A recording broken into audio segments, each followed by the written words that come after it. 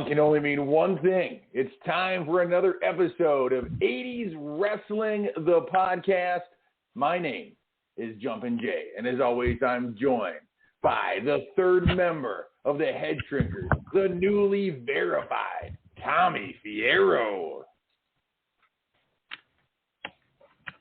Tommy, how you doing, brother?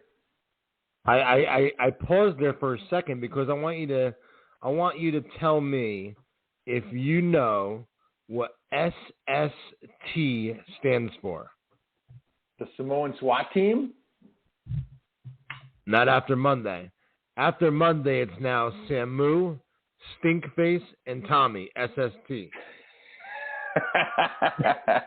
That's why I paused for a second before. I was trying to get my corny joke out. So listen, that was perfect, man. You are coming off of a very hot virtual signing from Monday. You had the Head Shrinkers on, and that was probably one of my favorite virtual signings yet. How did everything go behind the scenes? Talk to me. What are those two guys like in person? Well, first off, it was one of my favorite signings, virtual signings yet too. It was really, really, really, really good. Those guys told a lot of great stories behind the scenes, man. I've known Samu for over 20 years. He was on all my shows back in the day, my ISPW wrestling shows. He was actually one of my champions in the past. So I have a long history with him and his family. And as I mentioned last week here on the show, which, by the way, Jay, got a lot of feedback. And I can't appreciate enough the amazing job that you did interviewing me for that episode last week, because I think I got more feedback on last week's episode than any other episode yet, Jay. And that speaks volumes for the amazing job you did. You came well prepared last week, and you were asking some really, really good questions, and some of the comments and messages I got said the same thing, that, you did an excellent job doing it. So I appreciate it. And it was great, man. Those guys are awesome. Rikishi is super cool and down to earth for being such a big name in our industry, especially during the peak of the Attitude Era. He was one of the tippity top stars of that era. So it was great to have those guys. Super cool. I also actually have Rikishi. Now he's going to be appearing at the first ISPW return show. We're doing it Labor Day weekend. If you live in the New Jersey area, it's going to be on Sunday, September the 5th in Butler, New Jersey at Memorial Field. We're doing a big outdoor Labor Day weekend show, Jay, for our first show back. And Rikishi is going to be making a special appearance at this return ISPW show, as well as WWE Hall of Famer Sergeant Slaughter. He will be appearing as well, a part of our big ISPW return show on Labor Day weekend. So here's the exciting part. If you didn't listen to last week's episode, Tommy let us go behind the curtain and kind of ask him anything we wanted to know about his life behind the scenes. We know he's the mind behind virtual signings on Monday night, 80's Wrestling Con. He's got a wrestling store. He's resurrecting ISPW, his old wrestling promotion from the 90s. He's bringing it back. And so if you haven't had a chance to listen to that episode, go back, give it a listen. You're going to learn so much. And Tommy has led a very interesting life, being able to transition from a wrestling fan to a man who now makes his living from the world of professional wrestling. And anytime you have an independent show, you're going to want to highlight independent wrestlers, up-and-comers. But the hook is you need to have somebody with a marquee name to draw people in. And I don't know how Tommy does it, but not only do you have the legendary Hall of Famer Sergeant Slaughter, but after having a virtual signing with Rikishi, now he's appearing on the card too. It's incredible, Tommy. I'm jealous of everybody that lives in the New Jersey area, because this is the type of independent show you dream about going to. This is amazing that you're able to put this together, Tommy. Thanks, man. And there's going to be a lot of other well-known names on the show as well. We're having Gilbert. Remember Gilbert from the WWF Gilbert's going to go one-on-one with Matt Stryker, also formerly from the WWE. We're also having an ECW Originals match with Nunzio / Little Guido against Danny Doring. So an ECW Originals match there as well. We're going to have Samu, who we just had this past Monday night as part of our virtual signing. He is going to step in the ring on Sunday, September 5th with his son Lance. And then we'll take on the tag team, The Now, very good independent tag team out of the New York, Connecticut area. And also former NXT star Bull Dempsey / Bull James. He will be in action as well, along with former WCW superstar Crowbar. He's a big fan favorite in the New Jersey area, Crowbar / Devon Storm. He'll be in action that show as well against current Ring of Honor star LSG. Also, check this one out. You're going to love this one, Jay. Former WWF legend, referee, Dangerous Danny Davis will referee a match at the Return ISPW show on Sunday, September 5th. That is absolutely incredible. The list of names, and to cap it off with the Dangerous Danny coming in. What a show, Tommy. This is unbelievable. I'm so excited on putting this together. This is going to be a can't-miss show. It's unbelievable. And then the highlight's going to be a women's match, Jay, for the first ever ISPW Women's Champion. The host of the pre-show for 80's virtual signings, Vicious Vicky, will step in the ring against Gabby Ortiz. The winner of that match will be crowned the first ever ISPW Women's Champion. This is a big independent show, guys, especially being Labor Day weekend. You can actually order tickets this coming Monday. Tickets go on sale this Monday, June 28th, and they will be available on the 80's Wrestling Con website. So you go to 80'swrestlingcon.com this Monday. There'll be something on the main page for the ISPW show, and then you can buy your tickets on there. Also, you'll be able to buy tickets where you can do a meet and greet with Rikishi and Sergeant Slaughter on that show as well. And also, speaking of this Monday, real quick before we jump into today's episode, this Monday we have Val Venus. He will be our virtual guest on the 80's Wrestling Facebook page this Monday night from 7 to 10 p.m. Eastern Time. And you can head over to 80'swrestlingcon.com now. You select which photo you want of Val, and then you tune in this Monday night. You'll watch him sign it live on our Facebook page. We'll give you a shout-out as well, and then we'll ship your photo out to you after the event.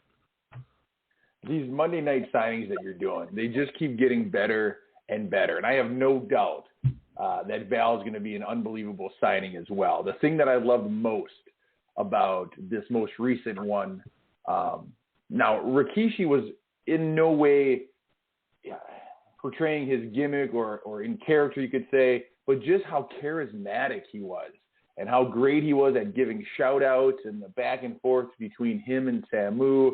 The energy was incredible, Tommy, and I think Val's going to be a beautiful one to follow that up, because I bet he's going to be in the exact same vein.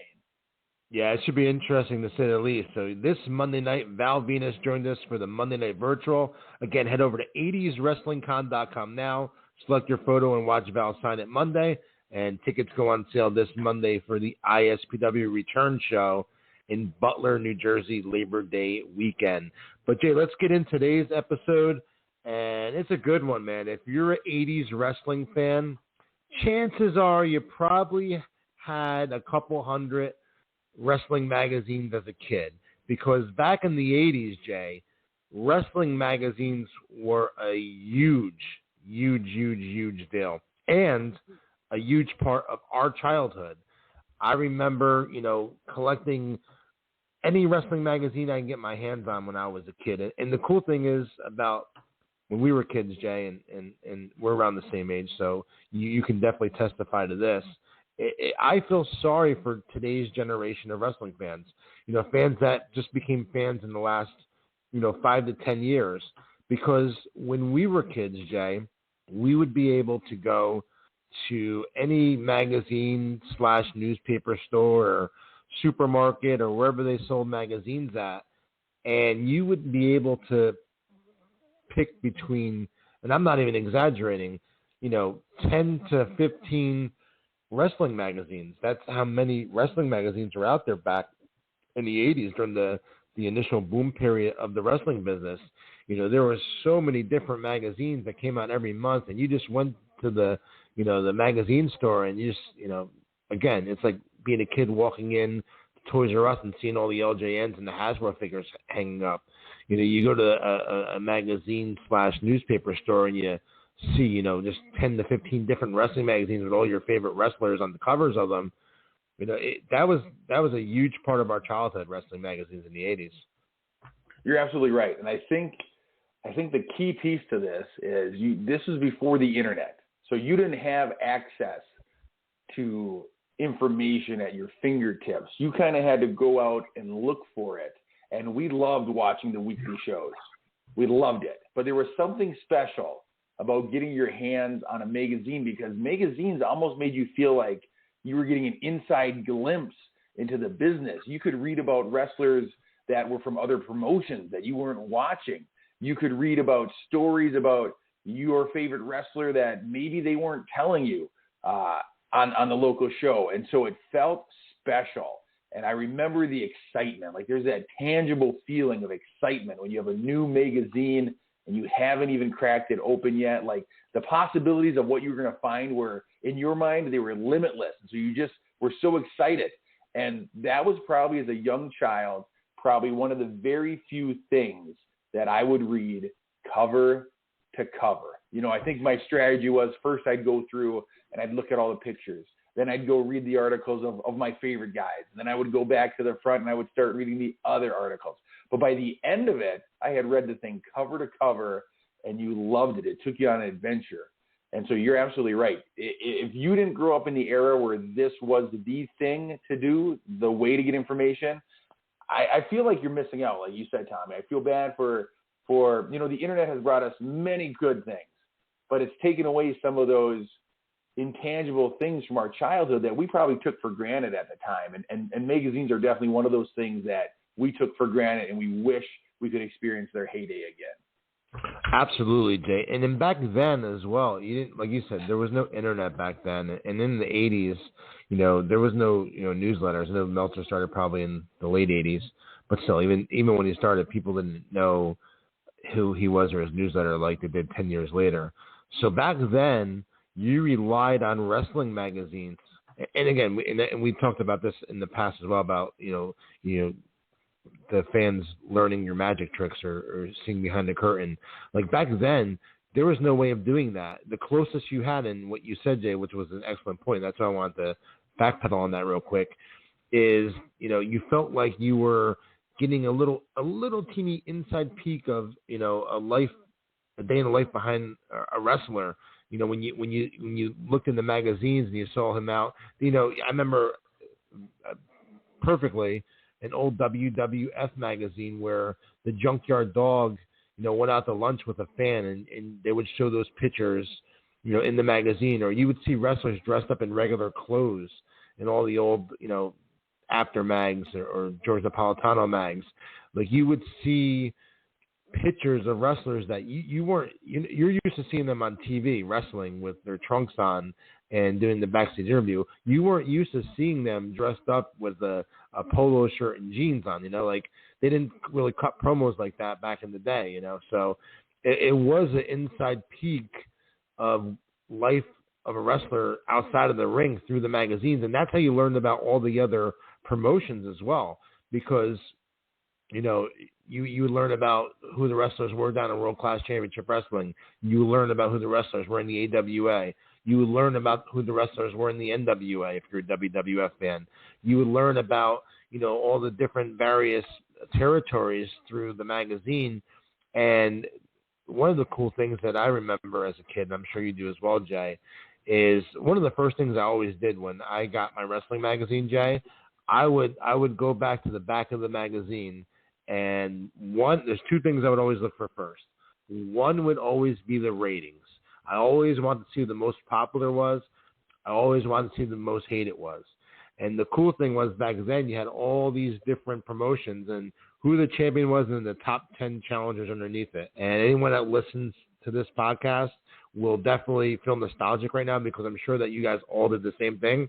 You would look to see who the top 10 in the NWA were, and you would get excited. You get excited when you would see, one of your favorites that there was a mid-card level guy, break into the top 10. He's number 9 this month, and then you would wait till the next month to see if he went up or down. It was so cool back then how you were able to get behind guys through that. And then they would have all the smaller promotions as well, the top 10 guys. So you get to learn about different wrestlers in different territories through these magazines. So I always love to look at the rating section. And then I always loved the arena reports where you'd have all the results of all the different shows with NWA, WWE, all the different promotions. And obviously in the wrestler or inside wrestling, they did a different format of match results than PWI. But, the gist of it was always great to see, what the matches and results were from shows from all around, the United States. So that was another thing I always looked for. That was the two big things that I got excited for most when I was opening a magazine, Jay. How about you? You're absolutely right. I vividly remember going to those sections and looking at those lists. And I remember, I think that's the first time my young mind realized that wrestling was taking place more often than what I was just seeing on Saturday mornings. And so it opened you up to this whole world of professional wrestling that as a kid watching, my primary thing was the World Wrestling Federation, watching that, all of a sudden you're opened up to the entire industry, and you're seeing there's matches taking place all over the country, all days of the week, and there's all these wrestlers that you may have never seen, may have never heard of, but yeah, they're ranking them and they're moving up in the ranks, and every once in a while you'd find a magazine that would talk about a dream matchup. And I've told you, I vividly remember seeing a magazine. It was gifted to me at Christmas from one of my uncles. I had no idea who Stan Hansen was, but on the cover had a picture of Stan Hansen, and the cover title said, "Did we find the man that could beat Hulk Hogan?" And that rocked my world, because in my young childhood, nobody had been able to defeat Hulk Hogan. And so when you read that in this magazine, yeah, your eyes get wide. And so I'm excited for this conversation, Tommy, because you know way more about wrestling magazines than I do. I have a feeling you had access to more wrestling magazines in your side of the country than I did here in Minnesota. You have an amazing collection at your store.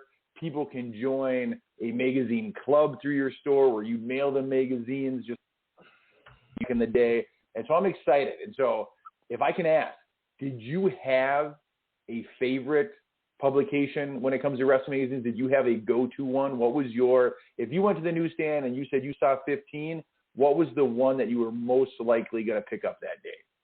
No question in my mind, WWF Magazine. Huge part of my childhood. The covers are just so classic.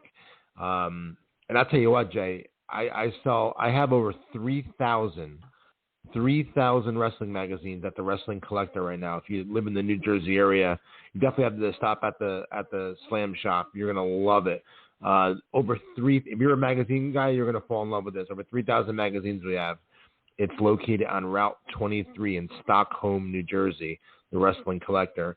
And, I was about to say the WWF magazines, Jay, they always fly off the shelves. The old covers, you can't keep in stock anything from 1985 to 1992 or 1993. Like that era, those magazines move like hotcakes.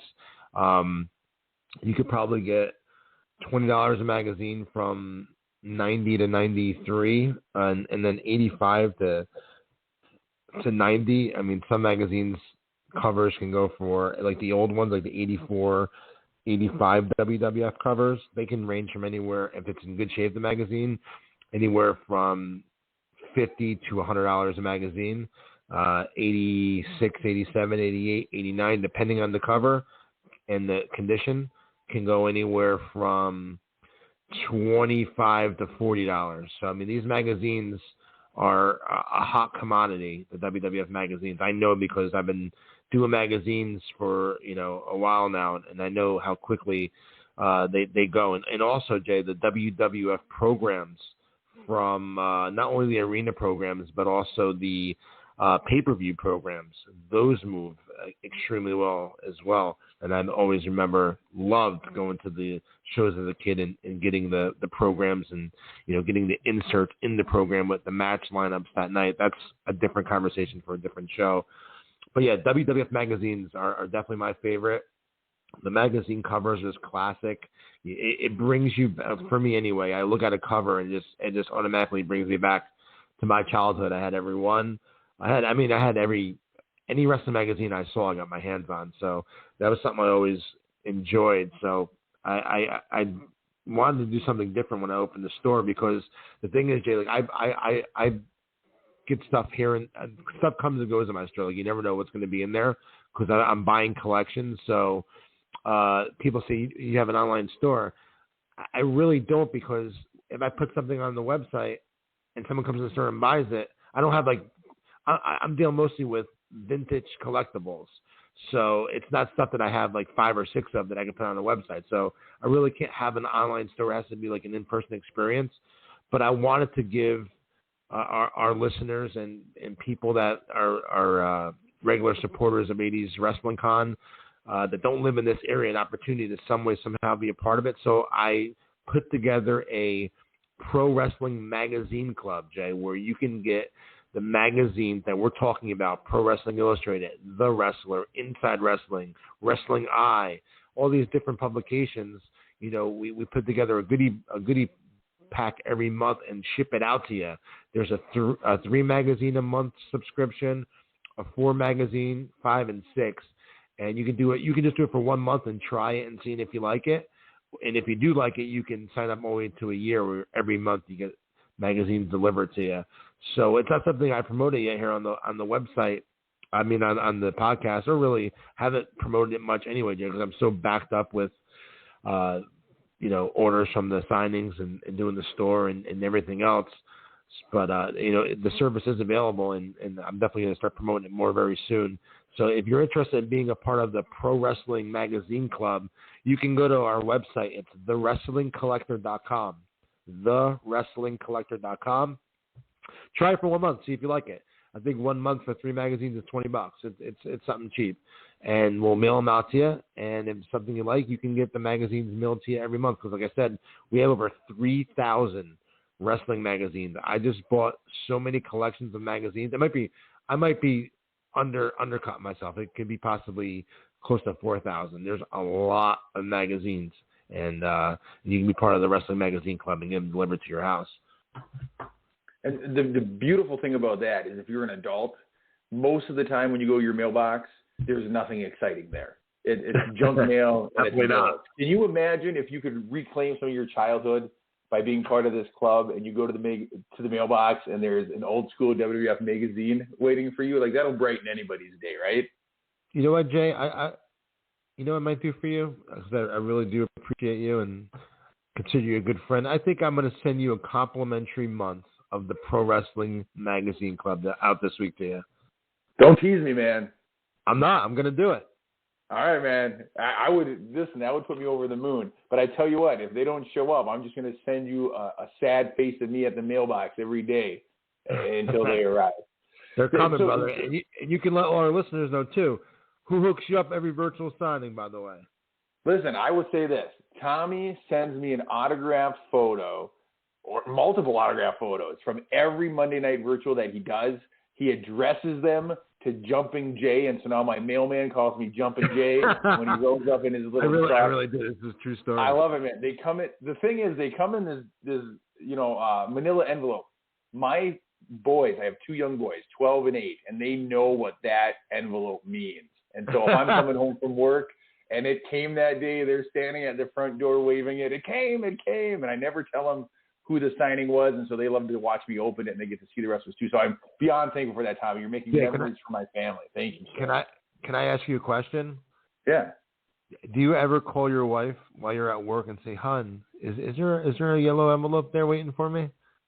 I've never called her and asked, but I have received texts from her with like a picture of it, so that I know it's waiting for me when I come home, and so she knows it excites me. Yeah, well, I gotta send out your head shrinker pictures this week, so I'm gonna throw in a complimentary magazine club for you too. Dude, bless you, man. I would love that. I would love that. So you mentioned your favorite or your go-to was the WWF magazine. Up here in Minnesota, sir. that was my go-to as well. It was the one that I remember. I would buy them from the newsstand, but I remember in my dining room sitting down with my mom and asking her, "Can we sign up for a subscription?" And she said yes. And so then that's the one that would come in the mail every month to me. And the thing that was special about that one, it was full color from cover to cover. Some of these other wrestling magazines that you would buy, they'd have some color posters. The cover would be in color, but then a lot of the articles would be in black and white. WWF Magazine was full color, awesome photos from start to finish. And so iconic covers from that time period. And if that's the product you're watching, the WWF Magazine was a beautiful thing to receive because it backed up the storylines you were seeing on TV, full color images, interviews, and the classic centerfold of the merchandise where you could buy the shirts and the things. Like, there's so much nostalgia in a WWF magazine that paging through one would instantly transport you back to childhood, Tommy. You must be constantly living in the good old days when you're at your store looking at this stuff. Oh yeah, man, and yeah, it brings you back to your childhood, and like you said, the middle section where you can see all the souvenirs that they sold back in the 80s, and the back of the magazine where you could do the crossword puzzles. It was definitely a part of our childhood, the WWF magazines, and like I said, that's probably the hottest seller, and the price range I gave you are really accurate from my experiences with them. So they're definitely good. They're definitely good. And if you have any at home that are just sitting in your basement collecting dust and want to make some money, I'll buy them from you. So and I'll put them in the store. So anyone that has old WWF magazines that are interested in getting of them, because they are sitting in your garage or your storage unit doing nothing, contact me through one of our social media platforms: Facebook, Instagram, Twitter, 80's Wrestling, and let me know what you have and send me some pictures, and I'll buy your collection too. There you go. Add them to the store there. The other magazine here in Minnesota that was my go-to, every month I'd read the WWF Magazine cover to cover, and then I would go to the newsstand. And the other one that was my go-to was Pro Wrestling Illustrated. And that's the one that introduced me to wrestlers that I'd never seen in WWF before. It widened my view of the world of professional wrestling. That's the one that it felt like you were getting a sneak peek into the industry because, like you said, you'd see pictures of the Road Warriors wearing blue jeans, which you wouldn't see on your TV, but there it was, at the airport, there'd be a photo of them. And so it was WWF Magazine for me, and then Pro Wrestling Illustrated was my next go-to, Tommy. What you said is so accurate about, you'd see him standing in the airport with blue jeans. That was like as kids, that was our behind the scenes look, or peek behind the curtain, is through these magazines. Seeing, like I said earlier, you see these pictures of these wrestlers in regular clothes or at an airport or at a restaurant, like places that you're not used to seeing these guys. Because remember, when we were kids, we didn't have access to what you guys have now through going to the wrestler's social media page and just seeing, candid photos of them and seeing their real life through, their social media platforms. We didn't have any of that as kids. So we relied on these wrestling magazines to get a little sneak peek behind the curtain, to see a wrestler maybe at a restaurant or see a wrestler at an airport, like you just said, Jay. Like, that was our way of seeing that stuff, is through these magazines. You're absolutely right. And I think that's what the draw for these magazines is you were getting that inside peek.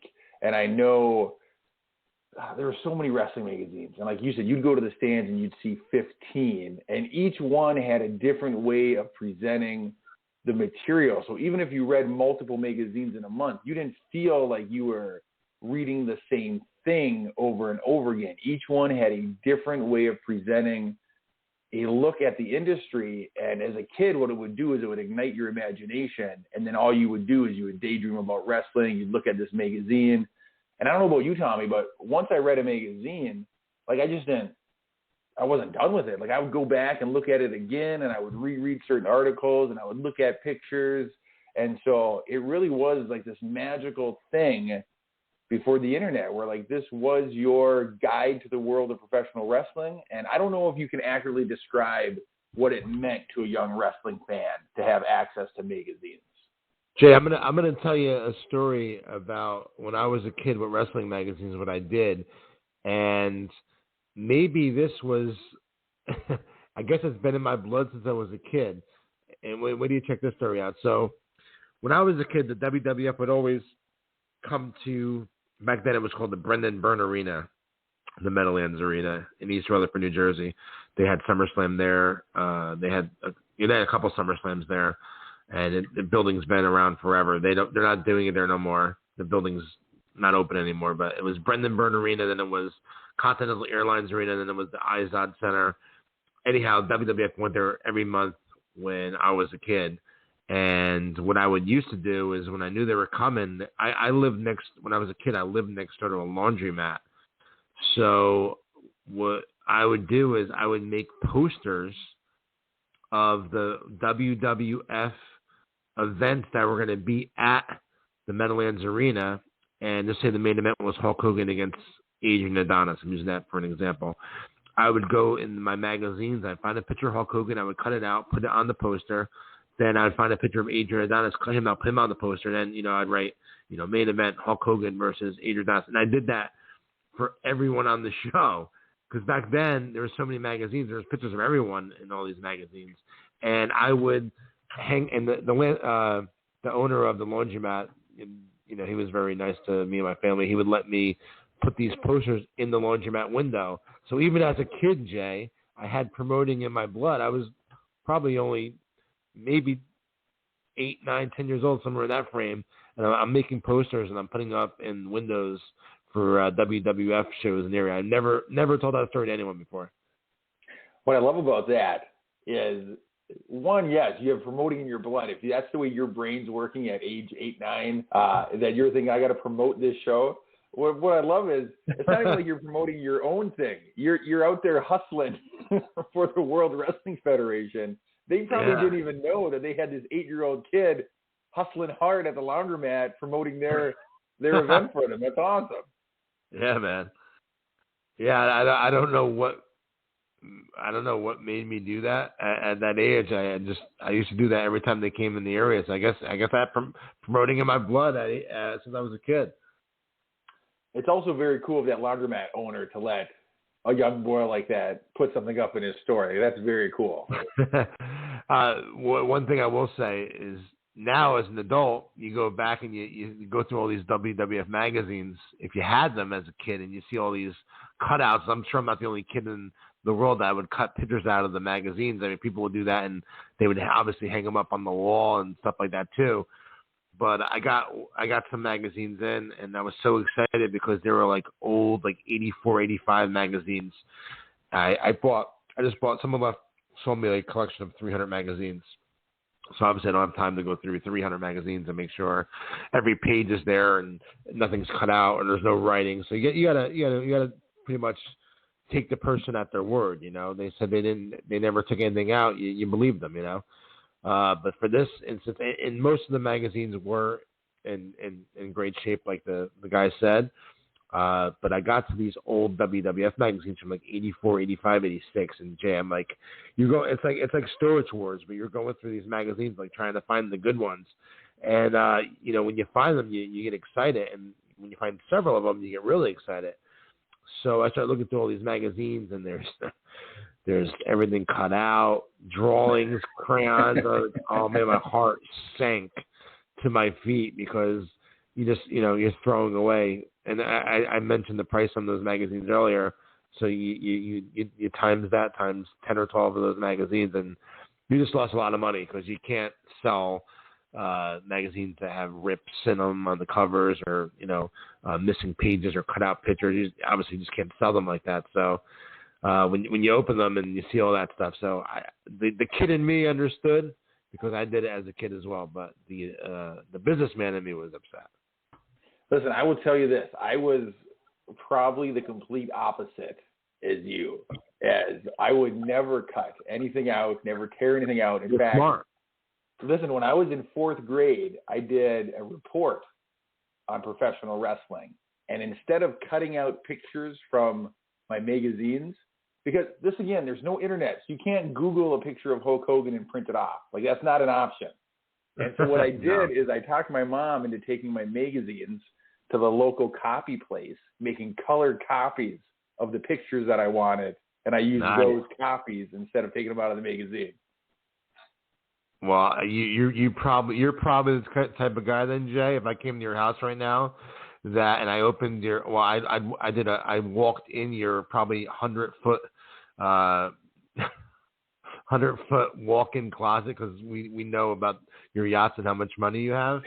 You'd be the type of guy, Jay, that would have like 10 white shirts perfectly pressed, then 10 blue shirts perfectly pressed. It would be all color coordinated and everything perfect. That's what I picture when I picture walking into your mansion and going through your walk-through closet. Well, if you replace the white and blue shirts with just like 15 Hulkamania shirts, I'm like Homer Simpson, man. I just wear the same thing every day. I got my yellow trunks and my yellow Hulkamania shirt, and that's how I roll here in Minnesota. I wish I was that organized. I'm not, but I didn't keep all my magazines. I wish I would have, but I do have a stack of them. I do keep them they're in like a big plastic tub down in the basement, but they're not in pristine condition by any means because I would read these things. I would take them on road trips.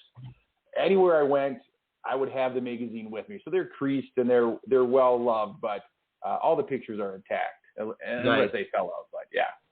Hey man, I want to read off some names of some wrestling magazines from that timeline we're talking about from the 80s. There was a lot, like I mentioned earlier. One was Celebrity Wrestling. The founder of that was Michael O'Hara. That magazine was around from 1987 to 1989. Celebrity Wrestling. I actually have a few of them in the store. Do you remember Celebrity Wrestling, guy? I honestly never heard of it till you just said it. Yeah, you know, and again, I'm up here on the Northeast, so we might have got more magazine distributed up here than you guys did down there. So that could have been a situation. And another one from 1980, you probably heard of this one. 1984 to 1990 was Championship Wrestling. Do you remember that magazine? Absolutely remember Championship Wrestling magazine. That one I've heard of. Yep. Another Michael O'Hara magazine from 1986 to 1988 was Double Action Wrestling. I know we have a few of those in the store as well. Do you remember Double Action Wrestling, Jay? That's another one that I did not have access to as a kid. Look at you, man. I've never heard of Double Action Wrestling. I have an idea. Maybe I'll send you a Celebrity Wrestling and Double Action Wrestling magazine as part of your complimentary 1-month subscription to our Pro Wrestling Magazine Club. See, here's the deal. You're going to send me these magazines that I've never heard of. You're going to get me excited and hooked on them, and then I'm going to go to the Wrestling Collector online, and I'm going to subscribe to the subscription magazines because I'm going to need to have access to this stuff that I've never heard of before. Duh. Wait till I send you a free month. See, the first one, you get me hooked on the first one is free, and then I'll be back paying because, I'd love to see some of these magazines that I've never heard of before. Another one that you might have not heard of from that time frame, from 1987 to 1991, Gold Belt Wrestling. Do you remember Gold Belt Wrestling? No, every time you mention one of these, I type in the Google machine in front of me, and I've never seen these magazine covers before. But I love it. Gold Belt Wrestling. The next one you're definitely going to know, and it was one of my favorites as a kid as well. It was around from 1983 to 1993, Main Event Wrestling. Oh, yeah. Main Event Wrestling made its way to Minnesota. That was a publication that I would pick up every once in a while. And that's another classic one. Beautiful full-color covers, great headlines, great stories. That's a classic magazine. Absolutely. And another one that's a classic magazine as well, especially the early covers from 84, 85, 86. And they lasted all the way from 84 to 2000. Another one of my favorite magazines as a kid, Ringside Wrestling. Ringside Wrestling, the magazine. I got to type that into Google. The name does not ring a bell to me. As soon as you see it, you know it. As soon as you see it, you'll know it. Yep, I'm pulling it up, the images right now. Absolutely. I had a couple of these. Yeah, man, we were spoiled as kids looking at this stuff. Next one up was one of the staples of us as kids for the After Mags, was the Pro Wrestling Illustrated magazine. Obviously, anyone that was around, Pro Wrestling Illustrated is still around today, but back then, that was, if it wasn't WWF Magazine, it was PWI. You're absolutely right. If it wasn't WWF, it was PWI. And you talk about classic covers. You know, we love the WWF covers because that's the product we were most familiar with and we watched as a kid. Sure. But you would be hard-pressed to find better covers than on Pro Wrestling Illustrated. Those are some of the most amazing, iconic covers. Even if the magazine itself, and this could be said with the WWF magazine, even if the magazine itself is in bad shape, but that cover is good, you could hang these on your wall in your man cave or in your office because the covers are that iconic.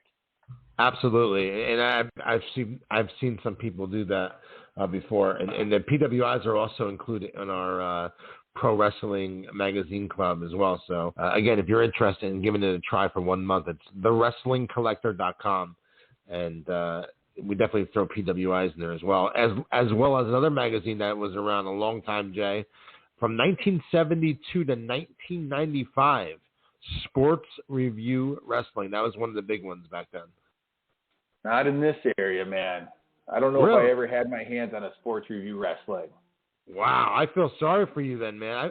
A lot of these magazines, I'm saying that you've never heard of Sports Review Wrestling? I've heard of it. I never had one. This was not something that would be on our newsstand up in Minnesota. Wow, that's surprising. You got to remember, man, you grew up in like the hotbed of professional wrestling. I'm here in the Midwest. Things would get to us. You guys don't read it? You guys don't read in the Midwest? No, we don't learn to read until the 7th or 8th grade level. So you don't send a lot of pictures our way.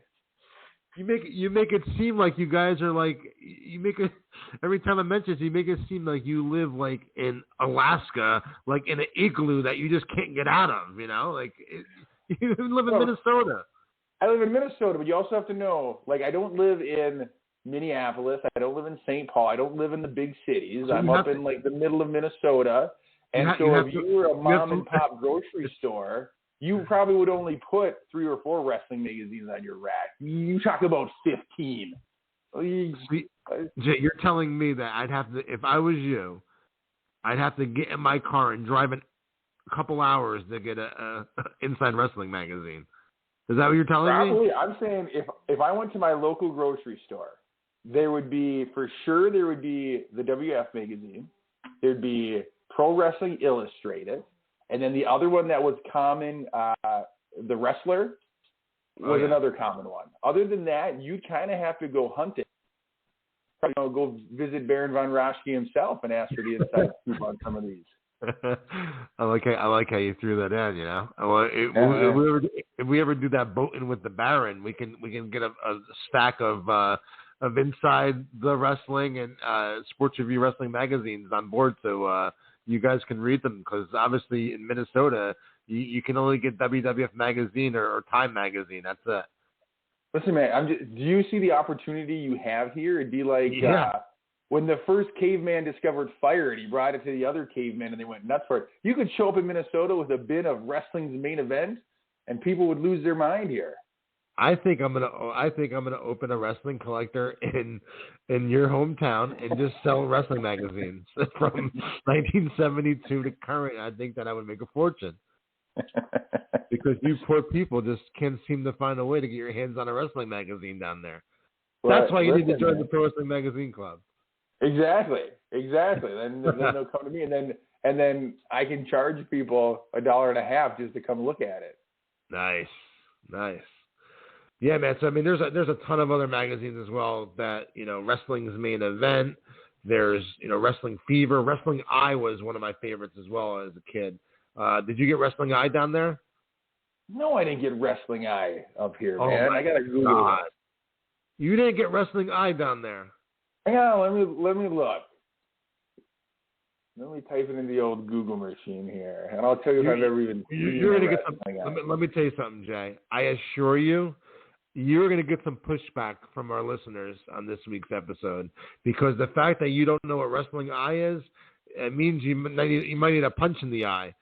Well, okay, let me explain something to you, brother. I'm an 9-year-old boy. It's not like I have access to drive to, you know, the greatest magazine store in Minnesota. Like, I'm relying on wherever my parents are going to buy milk and bread. That's my access to these magazines. This is what I want. If you're gonna punch anyone in the eye, you got to punch my local grocer from 1988 in the eye. You don't have to punch 9-year-old me.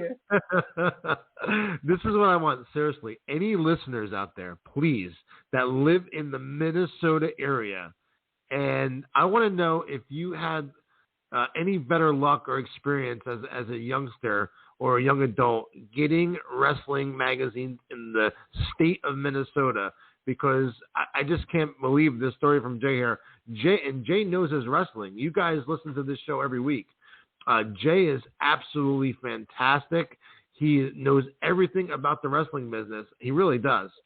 And I just can't believe you've never heard of Wrestling Eye magazine. So one, you must have been very, very, very, very deprived as a child with wrestling magazines in your state, or maybe you weren't a magazine guy, Jay, and maybe you never went to the stores and looked at the magazines. Maybe you only cared about the LGN figures. Maybe you were more playing with figures and reading as a kid. So I want to know the truth from anyone out there listening from that area. Did you have as hard of a time as Jay finding wrestling magazines? I find it hard to believe that Jay never heard of Wrestling Eye magazine. Listen, I'm hot now. Listen, I hope people respond. And then the other thing I want them to say is, where were they buying milk and bread? Because I promise you, the Wrestling Eye was not at the local grocery store newsstand. I just Googled it. Wow. I'm looking at a cover from 1989, and you're gonna be mad at me, but if you'd have showed me this Wrestling Eye logo, I would have told you it's made up. I've never seen that in my life. Wow, it's got an eyeball. The letter Y in the word eye is holding up an eyeball. It says Wrestling Eye, and it's got an eyeball in the middle of it. I've never seen that in my life. Wow, that's surprising. That's disappointing. You know what? Instead of just a free month, you should probably give me a free year. I think is what the listeners are going to say. I think this is what I think. I think you're making this story up just so I feel bad for you and give you a free year. I know your tricks, Jay. Anyhow, I mean, we can go on and on talking about wrestling magazines from that era. Obviously, we were all big fans growing up, and wrestling magazines was definitely a big part of that time frame. So, it was a fun episode this week talking about magazines. And again, the PWIs, you would take the posters out of the center and hang them up on your wall as a kid. It's just a nice, cool memory. And like I said, I have over 3,000 of them at my store, The Wrestling Collector in Stockholm, New Jersey. So if anyone ever needs any magazines, you know where to come. That's right. And it's already that time where we got to take it home today, Tommy, because I know you wouldn't say anything to the listeners, but I'm going to say it. We got to end a little bit early today because The Wrestling Collector is getting a special piece written about them in one of the New Jersey newspapers. So Tommy, talking about magazines and talking about being in print, we got to cut short because he's going to be in print. Big article on The Wrestling Collector, and everything Tommy is doing is going to be hitting the newsstands. And so the next time you're looking for the Wrestling Eye, if it exists, you can look at the local paper and find an article all about Tommy and his Superstore Tommy. So I'm excited for you. Congratulations. That is awesome, man. Thanks, man. I'm pretty sure it's going to be printed.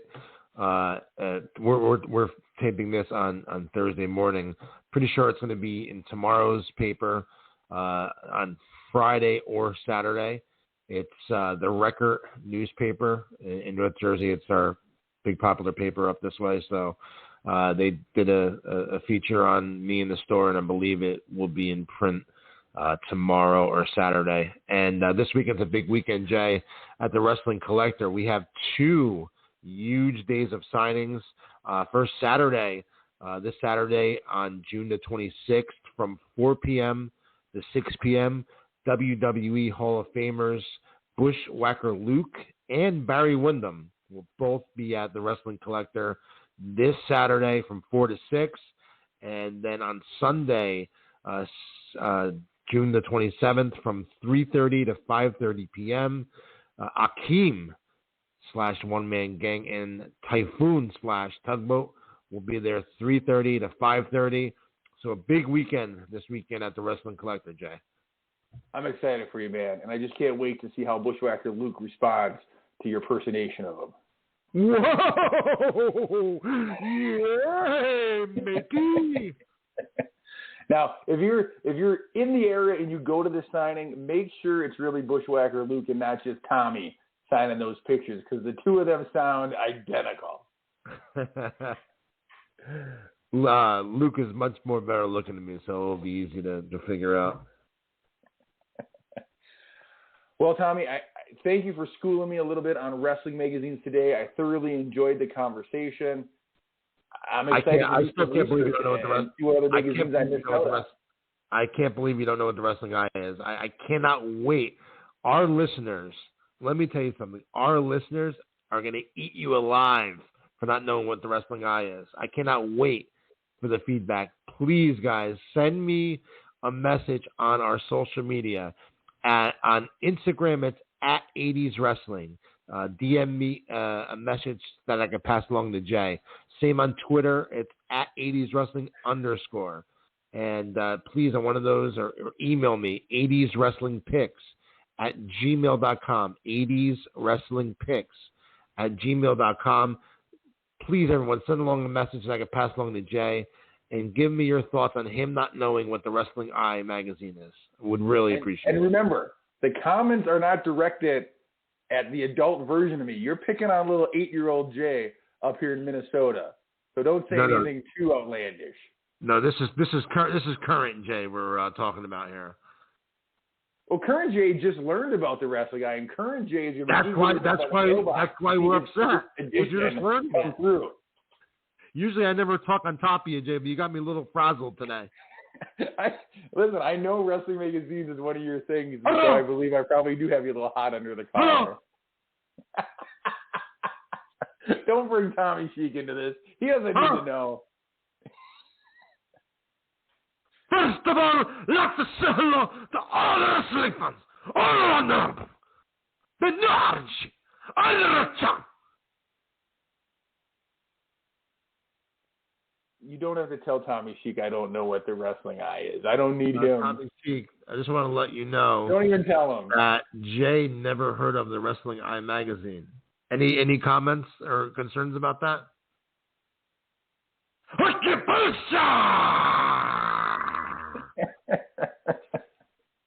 don't have it. I hope everyone out there has a great day.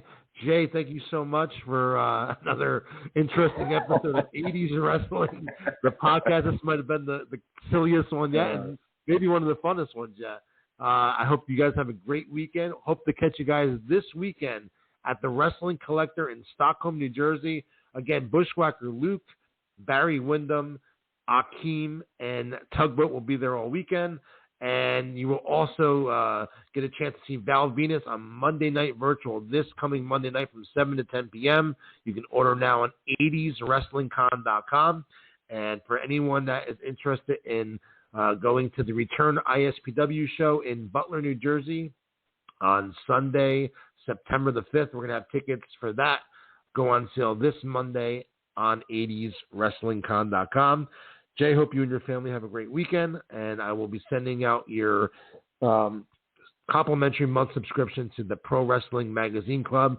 And I promise you, 5 billion%, one of those magazines will be the Wrestling Eye, so you can first take a look at it. And I hope that you have a great day, and hope to catch everyone next week right here on 80's Wrestling, the podcast.